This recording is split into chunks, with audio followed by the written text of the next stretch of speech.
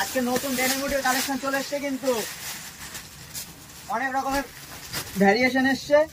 টোটালটাই কিন্তু ডেনিম হুডির উপরে টোটাল আনবক্সিং করব।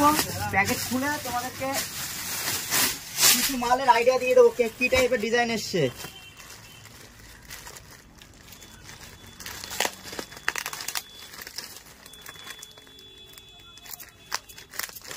শুধু দেখতে থাকো কি টাইপের ডিজাইন এসছে। সব কালার চার্টও কিন্তু সুন্দর সুন্দর কালার চার্ট এসছে। সব আলাদা আলাদা ডিজাইন হবে। Size ML XL XXL